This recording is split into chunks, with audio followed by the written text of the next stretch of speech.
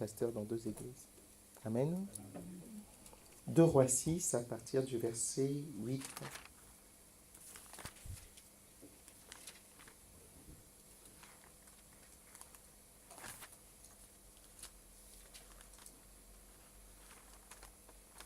Tout le monde a trouvé?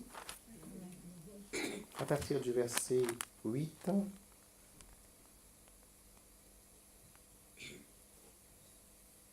Et jusqu'au verset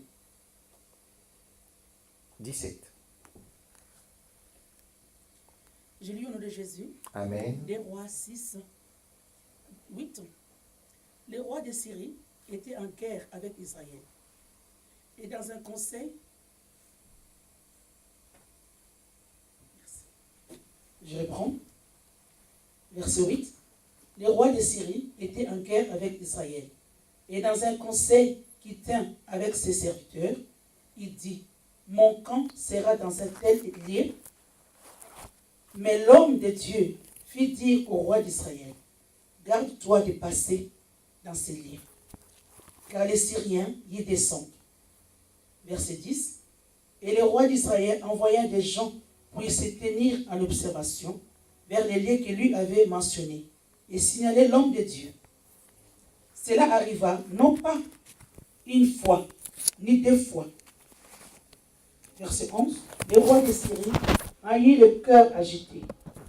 Il appela ses serviteurs et leur dit, ne voulez-vous pas me déclarer lequel de nous est pour le roi d'Israël?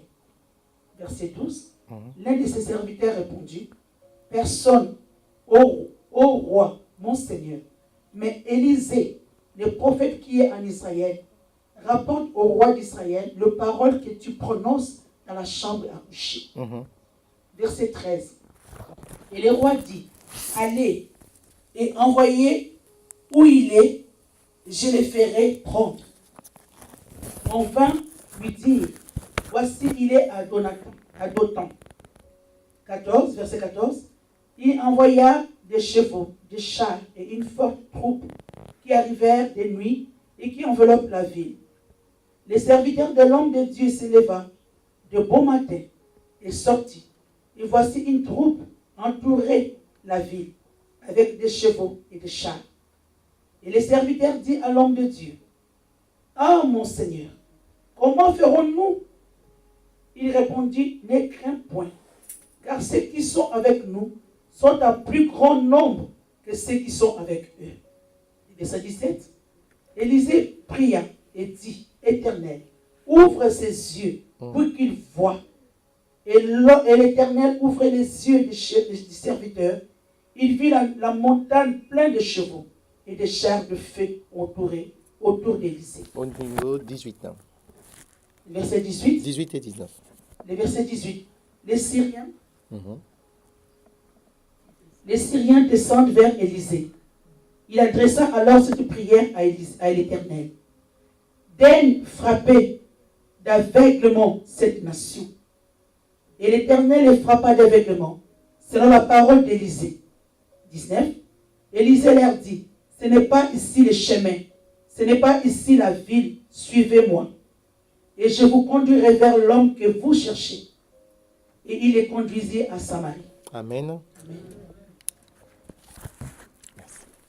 Merci. Père éternel, quelle grâce.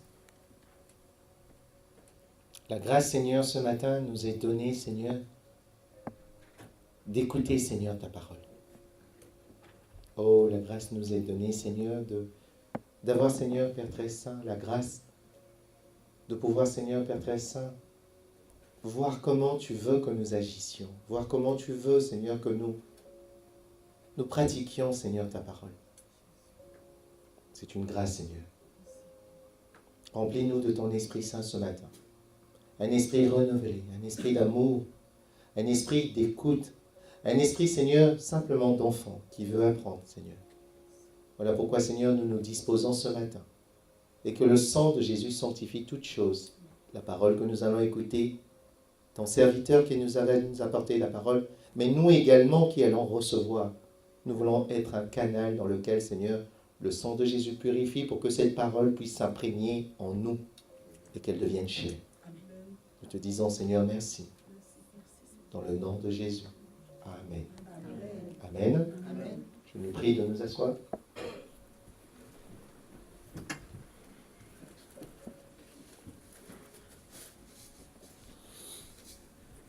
Amen. Amen.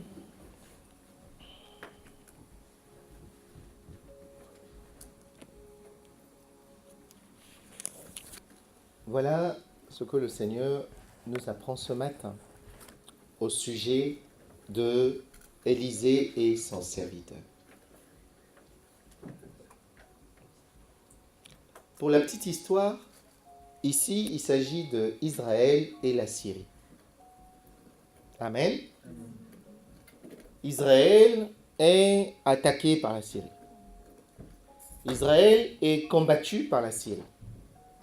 Et ce qui se passe ici, c'est assez intéressant de savoir, s'il y a des personnes, il faut les mettre devant.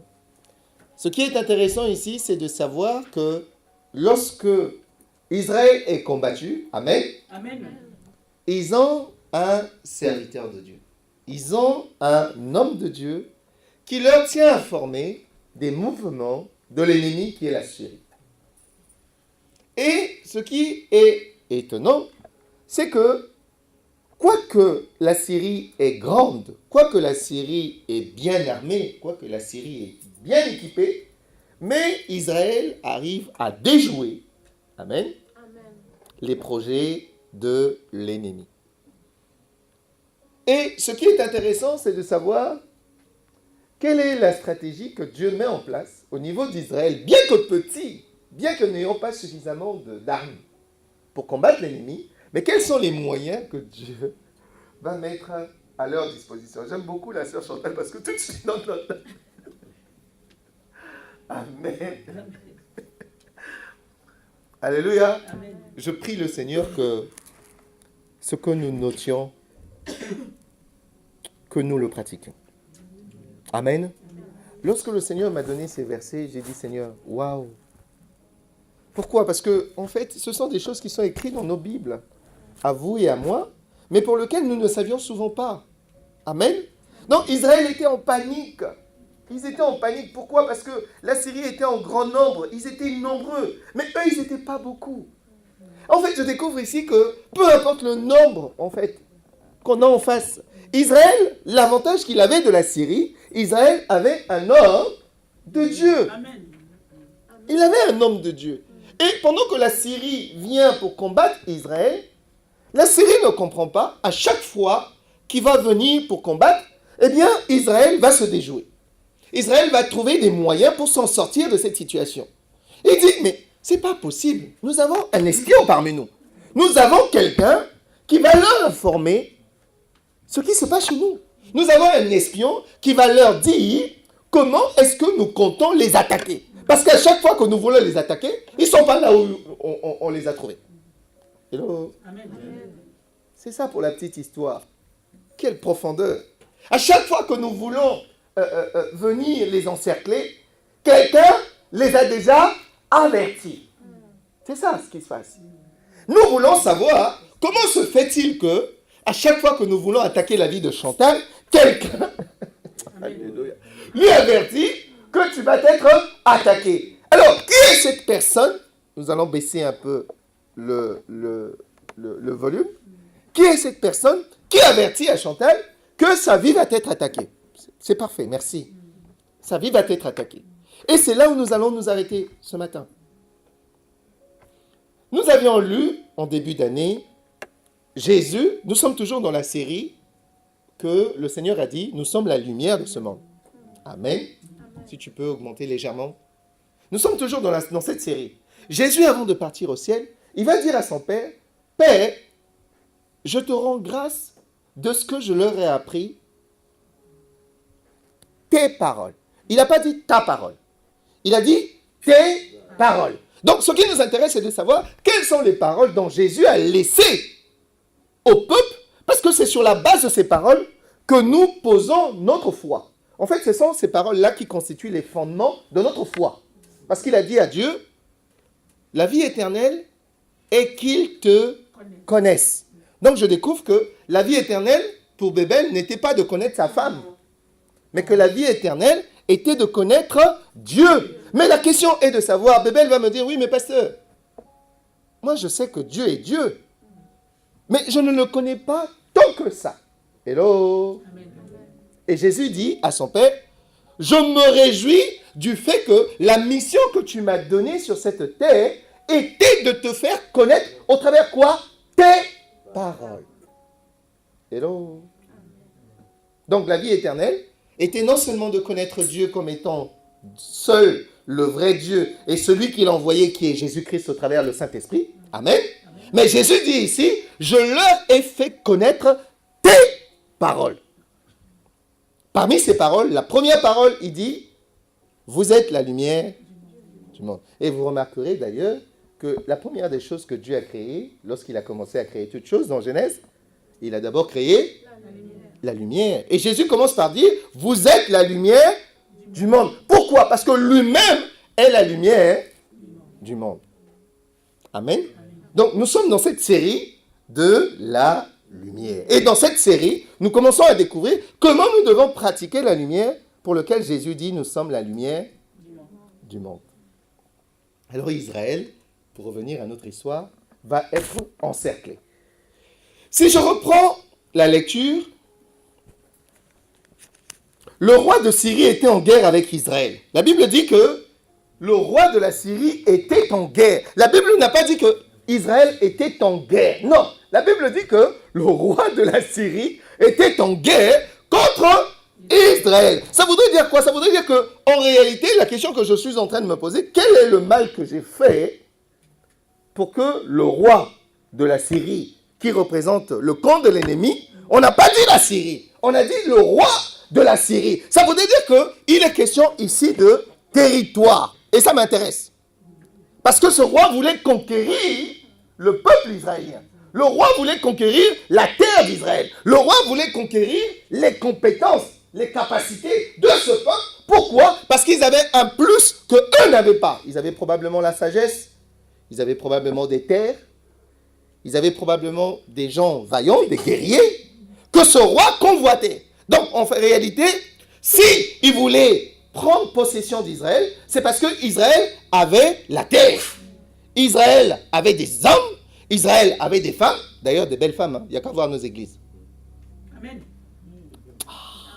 Elle est là, compris. Elle est là.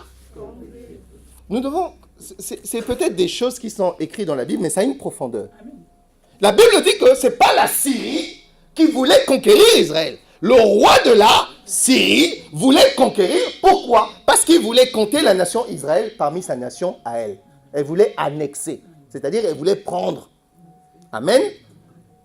Quand vous regardez souvent la réalité des pays africains, mais c'est exactement ce qui est marqué là. Oui.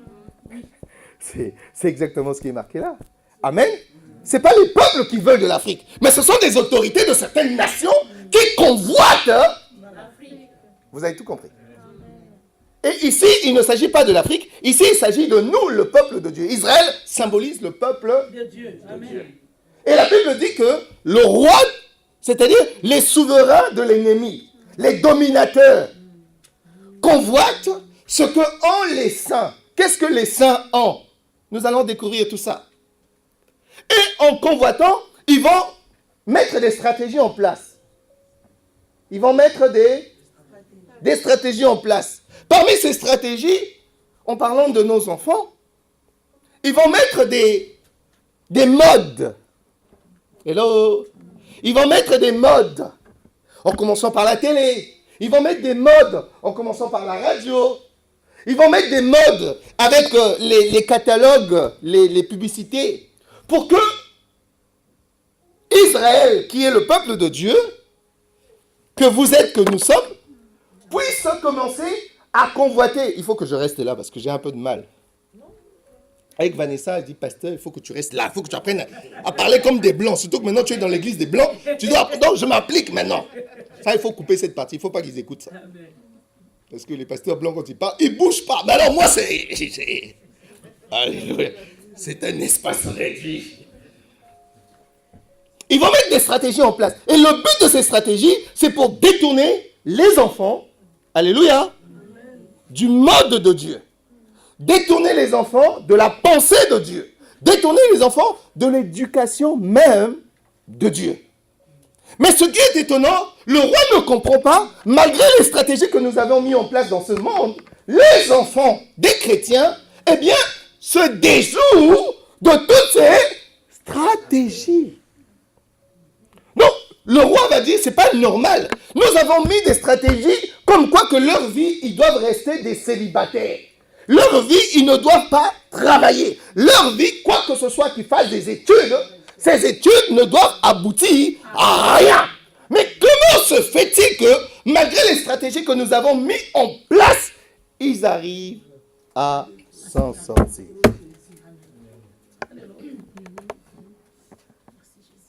Alléluia.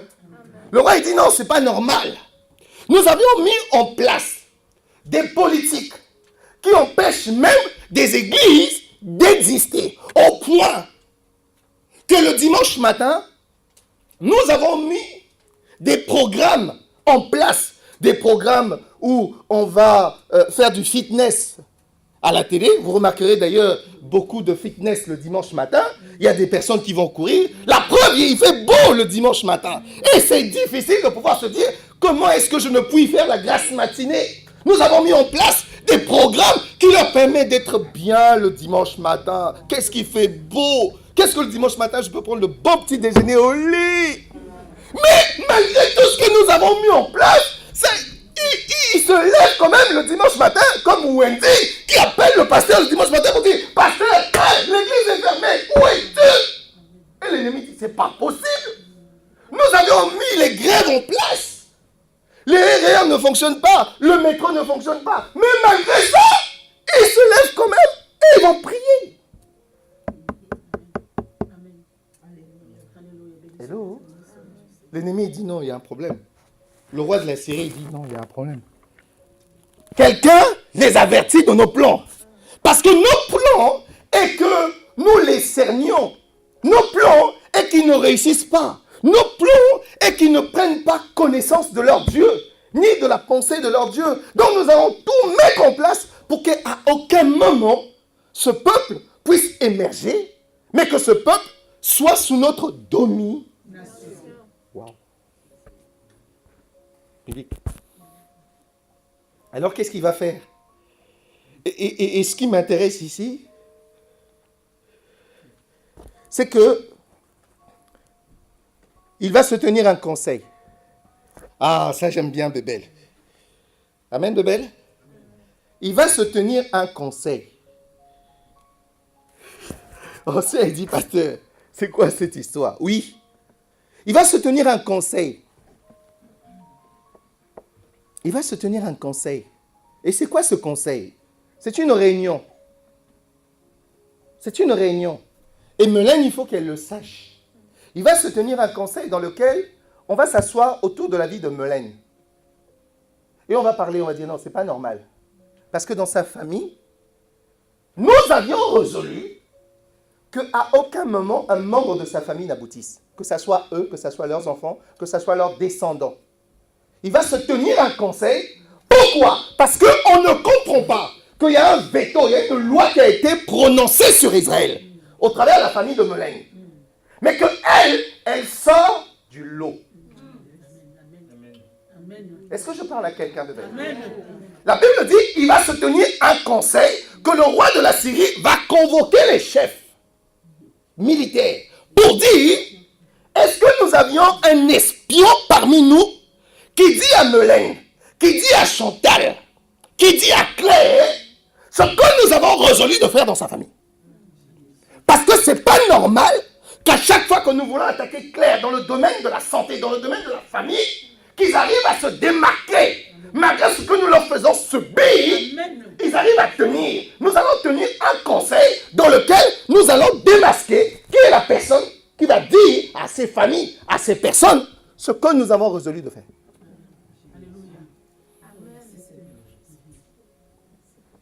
Est-ce que je parle à quelqu'un? Amen. Donc, il se tient un conseil. La Bible dit, il va se tenir une réunion. Quel est l'objet de cette réunion? Le roi dit, mon camp, dans un conseil qui tient avec ses serviteurs, le roi dit, mon camp sera à tel endroit. Au verset 9, mais l'homme de Dieu fit dire au roi d'Israël, attention, ne passe pas. La Bible dit, l'homme de Dieu dit au roi d'Israël, l'homme de Dieu dit à Mélène, ne sois pas à tel endroit. L'homme de Dieu, la Bible dit, l'homme a dit, ne sois pas à tel endroit. Ne sois pas à tel endroit. Donc ça veut dire qu'il y a des endroits où nous devons être. Amen. Il y a des endroits où nous devons être. La Bible dit, attention, ne passe pas par cet endroit, car c'est là que les Syriens descendent. Au verset 10, le roi d'Israël envoya des hommes se tenir en observation à l'endroit que lui avait mentionné et signalé l'homme de Dieu. Cela ne se produisit pas seulement une ou deux fois, si bien que le roi de la Syrie en eut le cœur tout troublé. Ils sont troublés parce que l'objectif est de voir l'assemblée des justes dans le chaos. Ah. Écoutez, faites très attention. Faites très attention. Il faut même faire attention à ta propre vie. Le roi de la Syrie est troublé parce que à chaque fois qu'il se lève pour combattre la vie de Chantal, l'homme de Dieu lui dit, ne sois pas à tel endroit, parce que à tel endroit, ta vie va arriver à telle position. À tel endroit, tu vas faillir. À tel endroit, tu risques d'être malade. Alors, sois à tel endroit. La Bible dit qu'il ne l'a pas seulement fait une fois, mais 2, 3, plusieurs fois. Au point que le roi, la Bible n'a pas parlé de la Syrie, la Bible parle du roi de la Syrie qui fut troublé en disant, comment ça se fait que nous avons prononcé la mort dans la famille de Claire, jusqu'à présent, la mort ne pointe toujours pas son nez.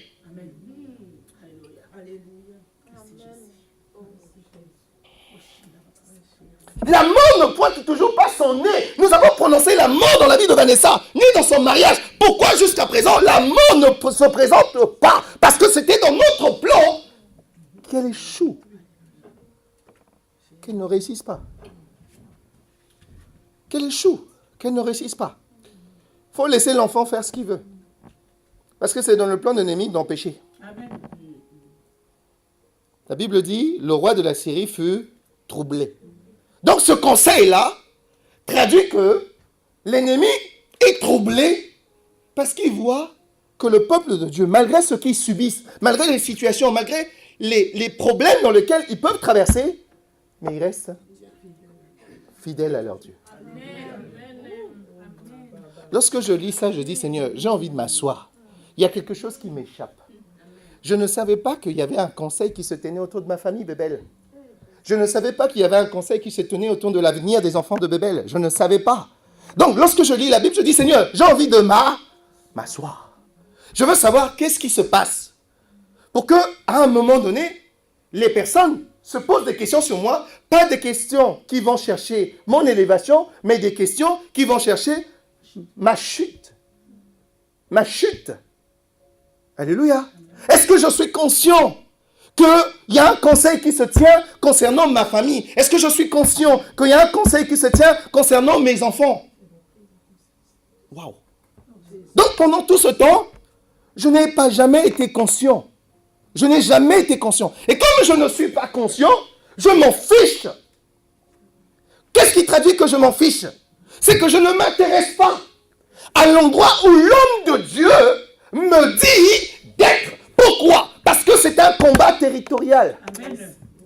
L'homme de Dieu dit que le roi de la Syrie va attaquer le peuple de Dieu à tel endroit. Et l'homme de Dieu leur dit, comme on va vous attaquer à tel endroit dans le domaine de votre famille, n'y allez pas. N'y allez pas. Dis à quelqu'un, n'y allez pas. C'est un combat territorial. C'est un combat territorial.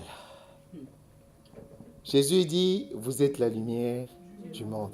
Donc je découvre que l'homme de Dieu qui avertit le peuple de Dieu, l'homme de Dieu qui dit au peuple de Dieu de veiller à l'endroit où ils doivent aller, était lui-même, alléluia, éclairé par Dieu. Et comme il était éclairé par Dieu, il ne pouvait pas garder ce qu'il recevait. Pourquoi? Parce que ce qu'il recevait, c'était pour le peuple de Dieu.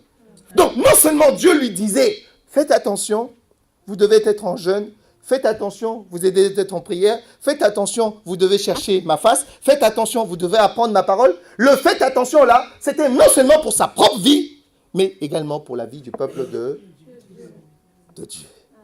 Et la Bible dit que le roi de la Syrie était troublé.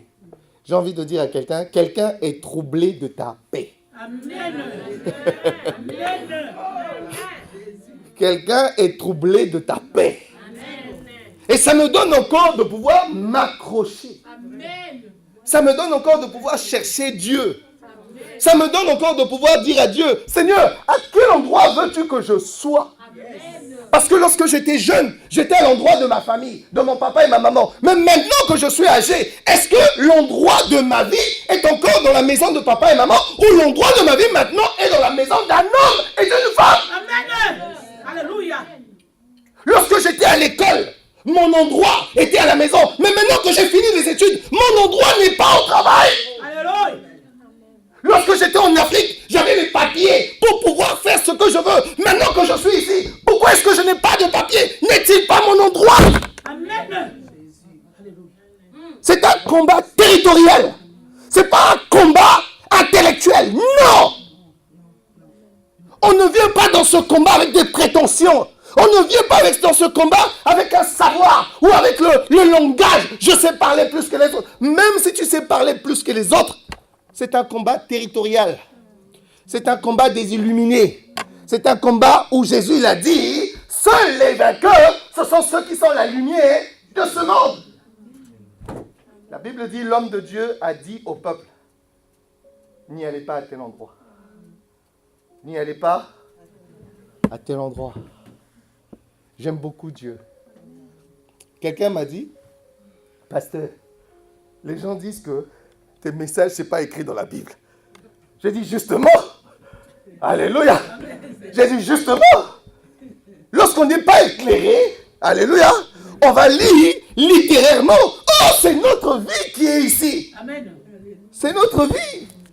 Quelqu'un m'a dit, oui, mais ce que tu as dit là, c'est pas marqué ici. Mais je dis, mais si, c'est marqué, puisque mon élévation trouble ça. Alléluia. Amen. Ta joie trouble, ta paix trouble, ton éducation trouble, Amen. ta manière d'être trouble. Et trouble. Alléluia. Nous sommes nés pour la plupart de nous avec des parents qui ont eu énormément de difficultés à nous élever. Est-ce que pour autant nous avons changé des parents? Non. Nous sommes restés fidèles à nos parents. Je viens dans une assemblée, ils ont des difficultés. Si c'est mon assemblée, je reste fidèle à mon assemblée. Amen. Quelle est cette famille qui ne connaît pas de difficultés?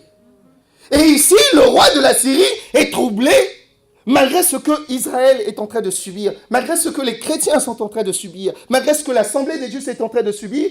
Il est troublé du fait qu'ils sont restés fermes. Amen. Alléluia. Gloire à toi, Jésus. Quand j'ai lu ça, j'ai dit, Seigneur, non, on veut s'asseoir. Il faut que tu nous expliques ça en long et en large. Amen.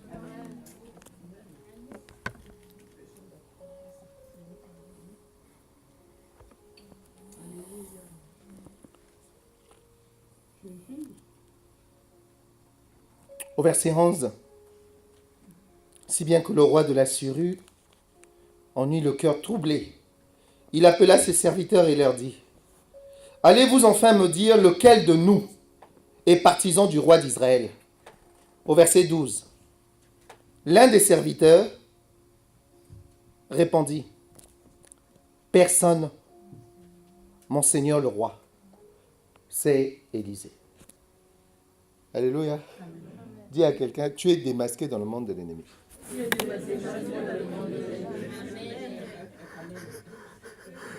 Il dit, à chaque fois que nous voulons attaquer Dieu donné, nous voulons attaquer son travail, sa famille, sa santé, quelqu'un lui dit ce que nous avons l'intention de faire.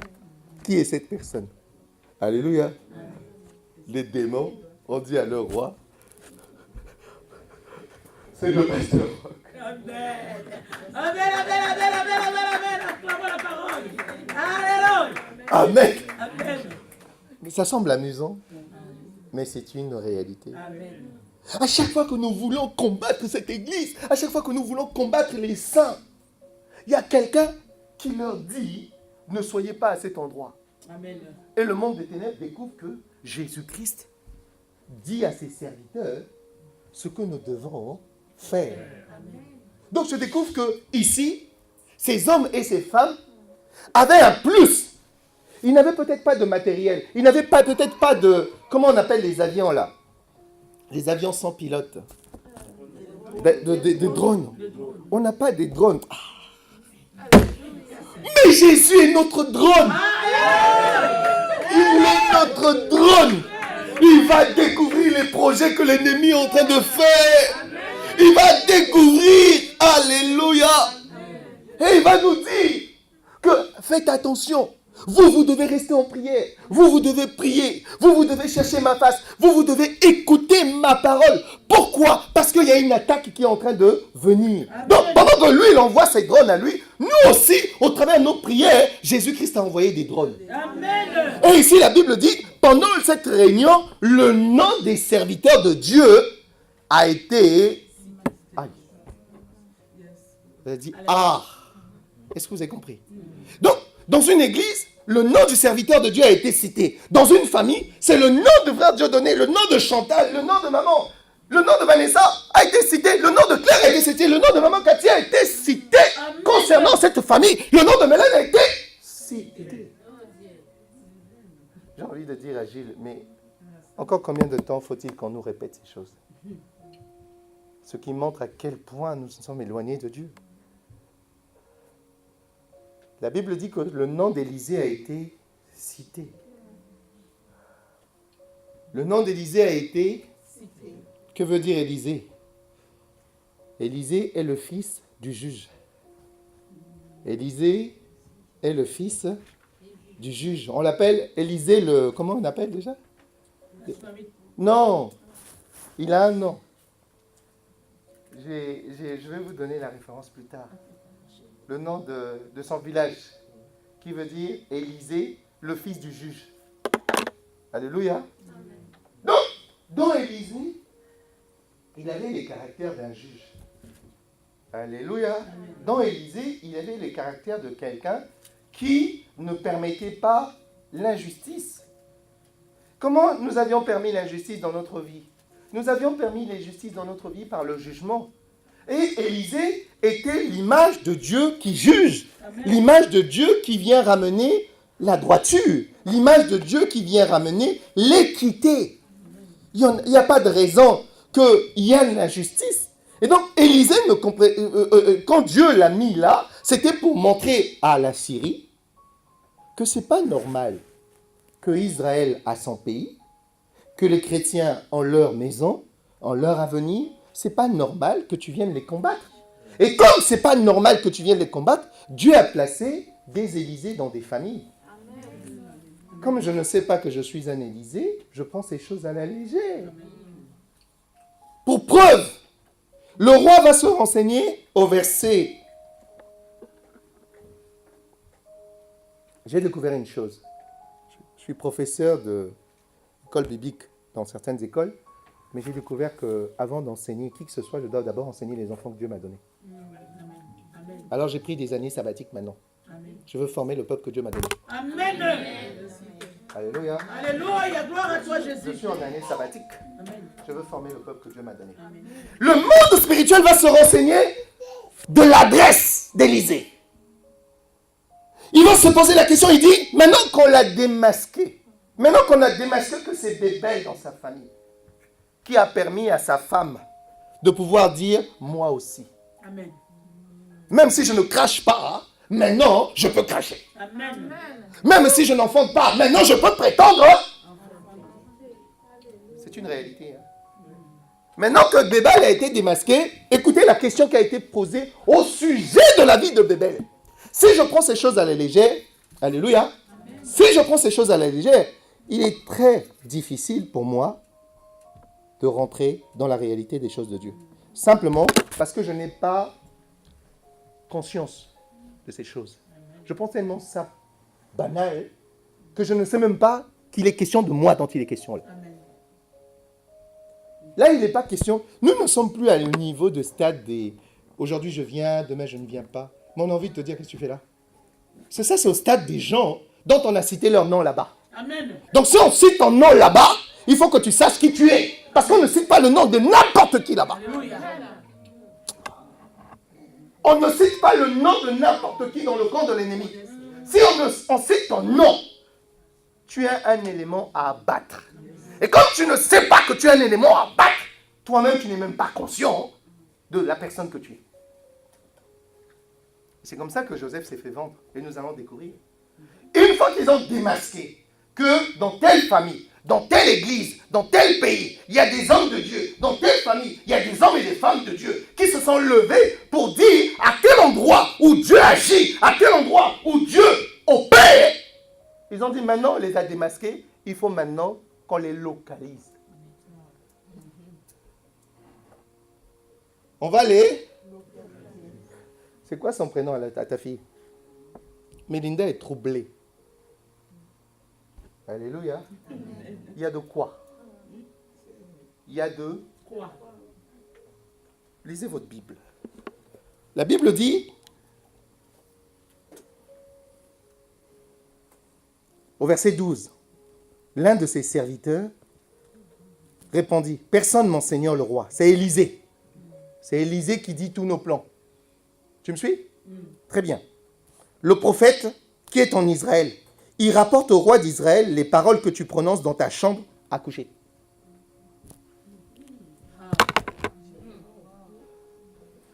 Il raconte les choses que toi tu dis dans ta chambre.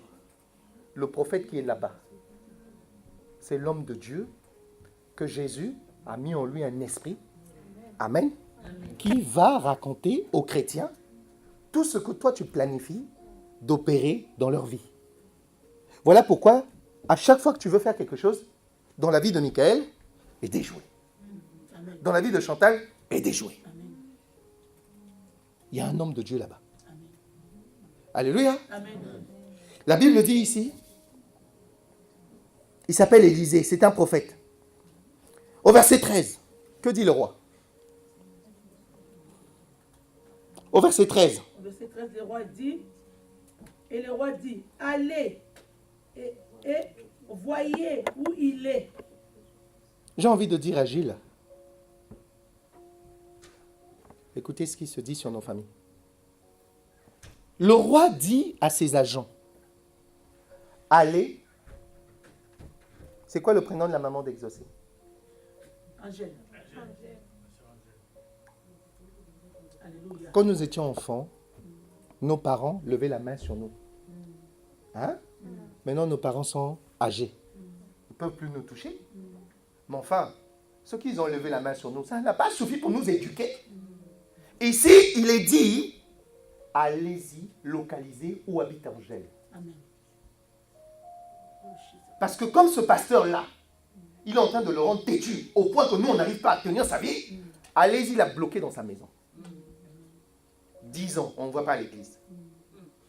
On ne peut pas prier pour toi. On a compris que quelqu'un a localisé où tu es. Alléluia. Il a dit, allez localiser sa famille. Allez localiser son travail. Alléluia. Localisez-le.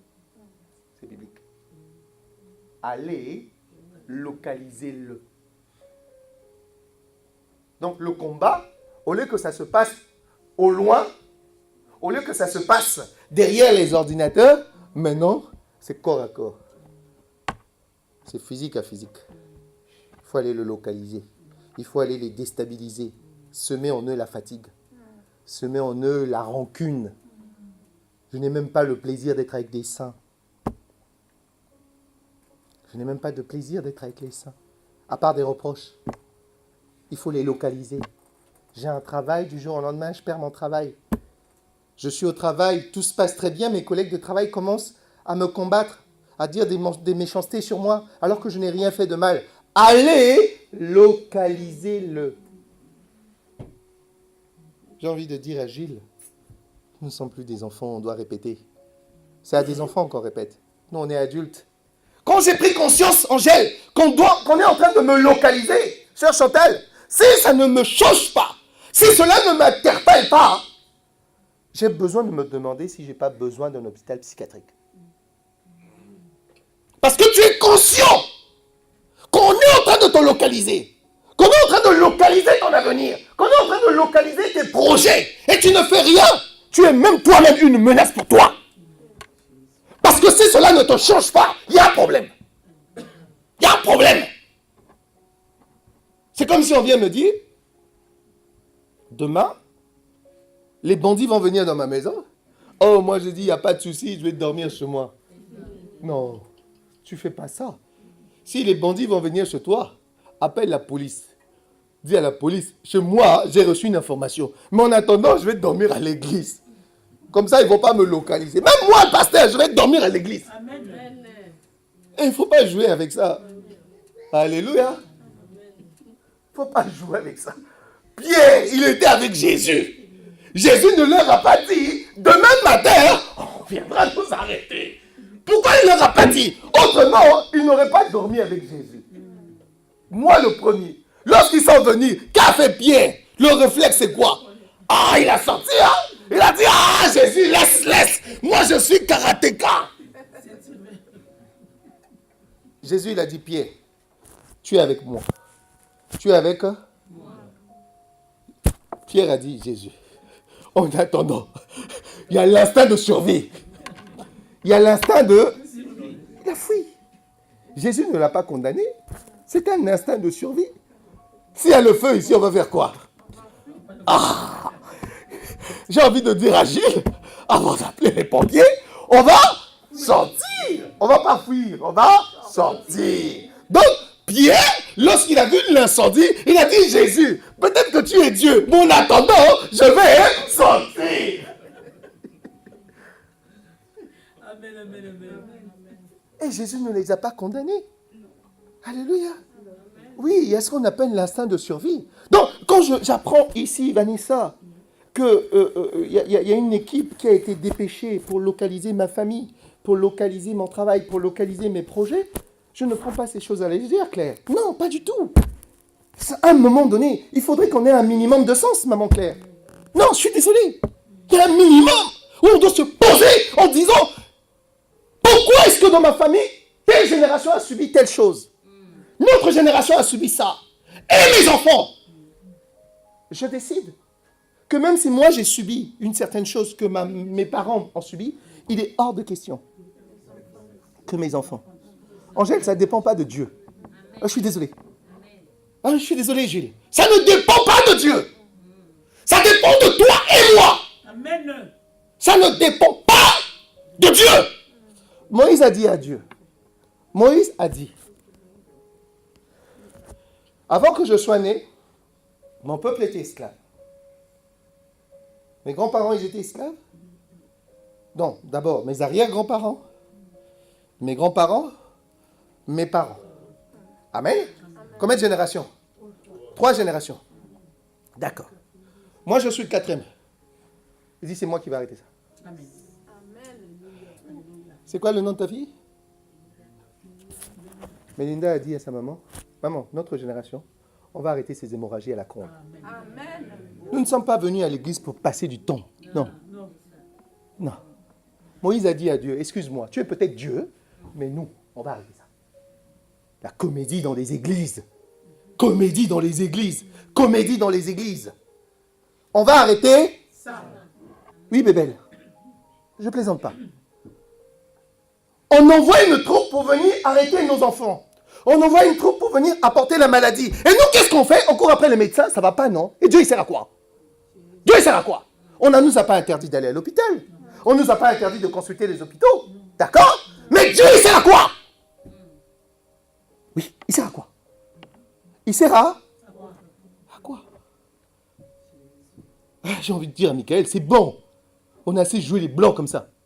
Oh non, c'est des maladies qui arrivent. Quelle maladie? Ça va pas, non? Donnez-moi dans la Bible où on dit Dieu ne peut pas guérir une maladie. Dites-nous dans la Bible, où est-ce que c'est marqué? Pourquoi Jacob, pourquoi il a porté la main sur l'ange? Pourquoi il lui a porté la main? Lisez bien vos Bibles.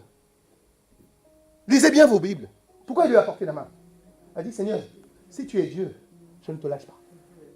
Pourquoi nous lâchons Dieu? Pourquoi nous le lâchons? On n'a pas une culture de violence. La violence, ce n'est pas d'insulter les gens. La violence, ce n'est pas de taper. La violence, c'est de dire, assez, c'est... J'ai vu mes parents malades. J'ai vu mes grands-parents malades. J'ai vu mes arrière-arrière-grands-parents malades. Et moi, je dois accepter ça? Non, moi, je ne suis pas eux. Dis à quelqu'un, moi, je ne suis pas mes parents. Je suis désolé. Ça, c'est eux. Ça, c'est notre génération. Moïse a dit à Dieu, moi, nous là, on va mourir dehors de l'Égypte. Nos enfants, ils vont rentrer à Canaan. Nos enfants, ils vont rentrer. Il y a un film qui m'a marqué depuis que je suis dans ce pays. C'est le film Va et deviens. Va, vis et deviens. C'est un film qui m'a marqué.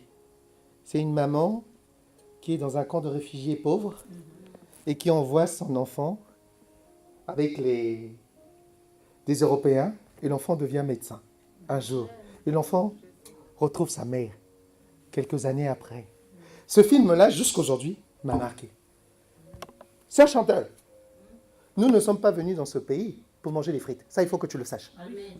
Non, nous, on n'est pas venus ici pour manger des frites. Nous, on est venus ici pour montrer la gloire de Dieu. Amen. Nous, on est venus ici pour montrer la gloire de Dieu. Alléluia. Amen. On ne prêche pas le mariage. Non, on n'est plus de cette étape.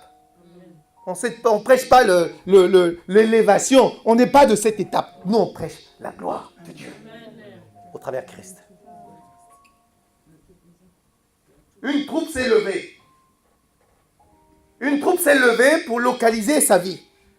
La vie des chrétiens. Une troupe s'est localisée pour repérer leur famille. Une troupe s'est levée pour localiser leur avenir. Pourquoi? Parce qu'il n'est pas concevable que tu sois en bonne santé. Il n'est pas concevable.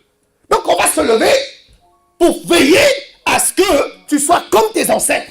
On va se lever pour veiller à ce que vous soyez toujours petits. Sauf qu'ils oublient une chose. Jésus est rentré dans notre vie. Alléluia! Et Jésus dans notre vie, c'est pas que des mots.